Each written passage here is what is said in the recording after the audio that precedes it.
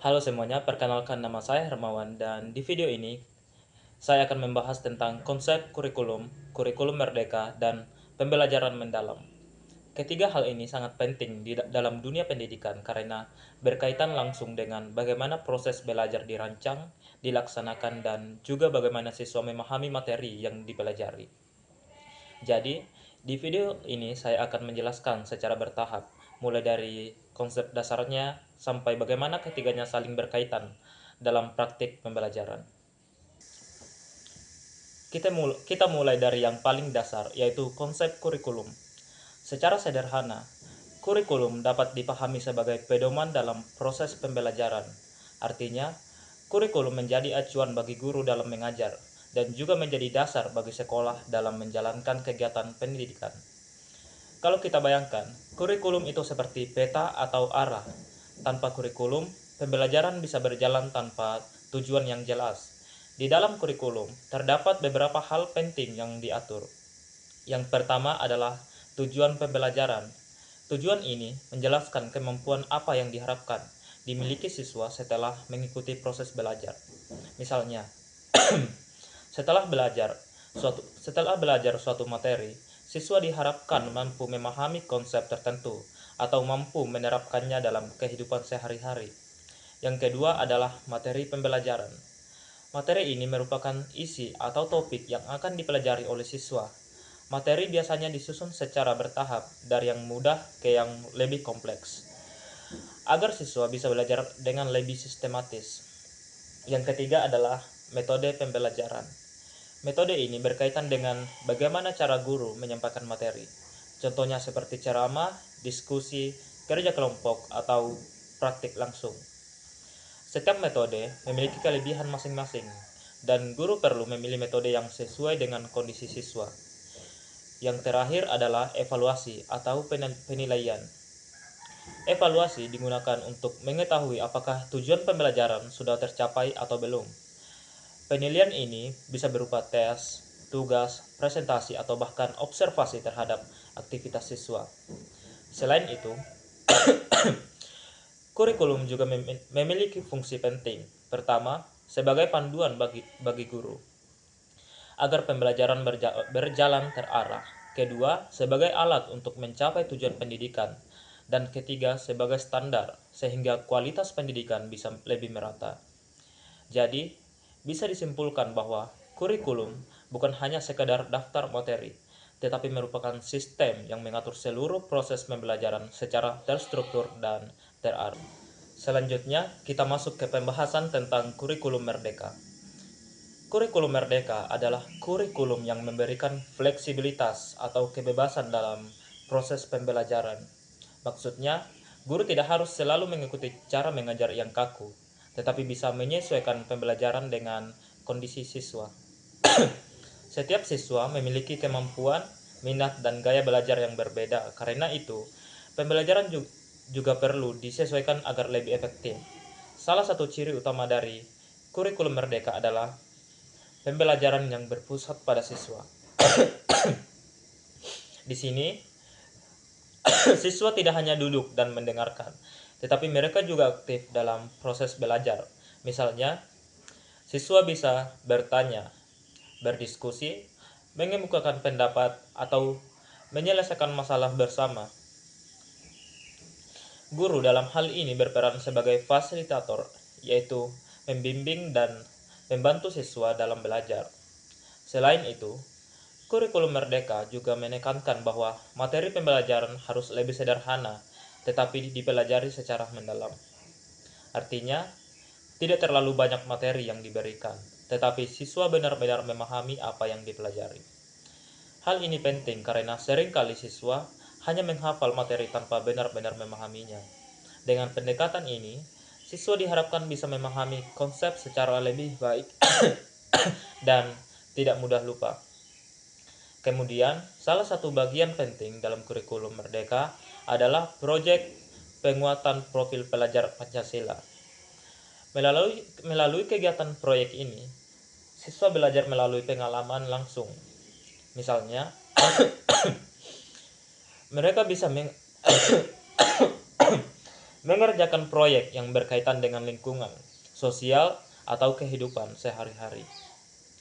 Dari proyek tersebut, siswa tidak hanya belajar materi pelajaran, tetapi juga mengembangkan berbagai keterampilan seperti kerjasama, kreativitas, tanggung jawab, dan kemampuan berpikir kritis. Pembelajaran berbasis proyek ini membuat proses belajar menjadi lebih menarik dan tidak membosankan. Selain itu, kurikulum Merdeka juga memberikan kebebasan kepada guru untuk berinovasi. Guru bisa mencoba berbagai metode pembelajaran yang lebih kreatif seperti game edukasi, diskusi interaktif, atau pembelajaran berbasis teknologi. Dengan begitu, pembelajaran menjadi lebih hidup dan tidak monoton. Secara keseluruhan, kurikulum Merdeka bertujuan untuk menciptakan pembelajaran yang lebih fleksibel, lebih aktif, lebih menyenangkan, dan lebih bermakna bagi siswa. Selanjutnya, kita akan membahas tentang pembelajaran mendalam atau deep learning.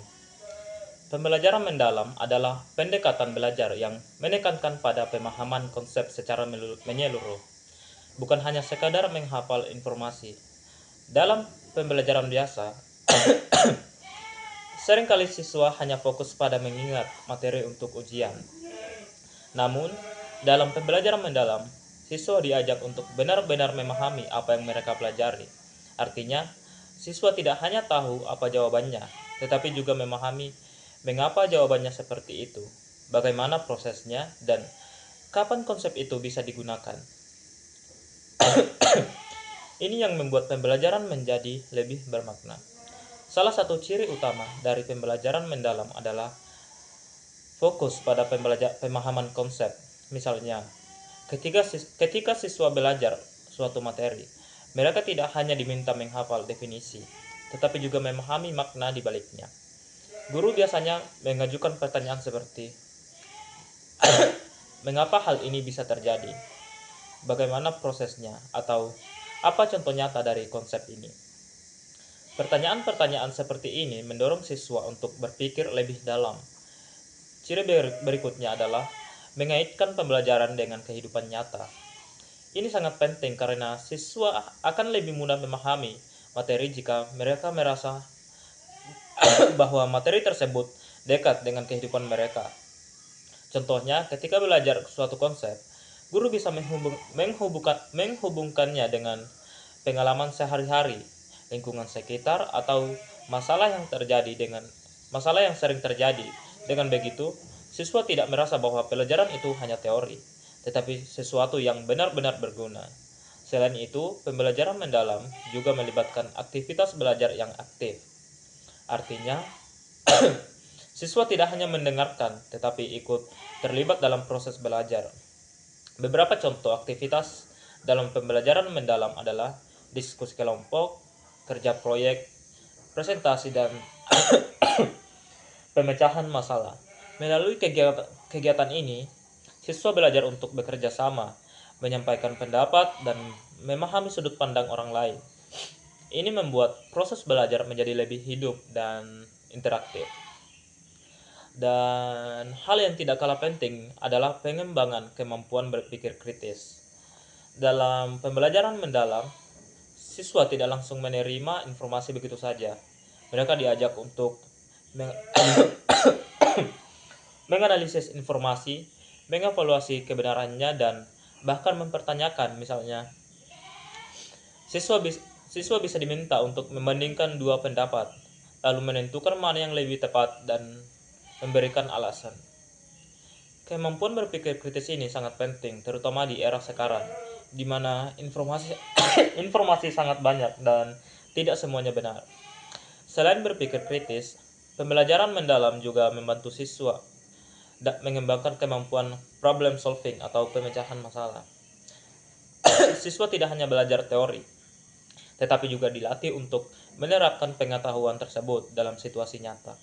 Misalnya, menyelesaikan kasus, mencari solusi dari suatu masalah, atau membuat suatu produk atau proyek. Dengan cara ini, siswa menjadi lebih siap menghadapi tantangan di kehidupan nyata. Keunggulan lain dari pembelajaran mendalam adalah membuat pengetahuan lebih tahan lama. Karena siswa benar-benar memahami materi, bukan hanya menghafal, maka mereka akan lebih mudah mengingat dan menggunakan pengetahuan tersebut di kemudian hari. Berbeda dengan hafalan-hafalan yang biasanya cepat lupa setelah ujian selesai. Jadi, secara keseluruhan, pembelajaran mendalam adalah pendekatan yang fokus pada pemahaman, mengaitkan dengan kehidupan nyata, melibatkan siswa secara aktif, dan mengembangkan kemampuan berpikir kritis serta pemecahan masalah. Dengan pendekatan ini, proses belajar menjadi lebih bermakna dan memberikan dampak yang lebih besar bagi siswa. Sebagai kesimpulan, kurikulum adalah pedoman yang mengatur proses pembelajaran, mulai dari tujuan, materi, metode, hingga evaluasi. Kurikulum Merdeka hadir sebagai bentuk pengembangan kurikulum yang lebih fleksibel dan berpusat pada siswa. Sementara itu, pembelajaran mendalam merupakan pendekatan yang membantu siswa memahami materi secara lebih bermakna. Dengan menggabungkan ketiganya, proses pembelajaran diharapkan tidak hanya membuat siswa mengetahui sesuatu, tetapi juga memahami dan mampu menerapkannya dalam kehidupan nyata.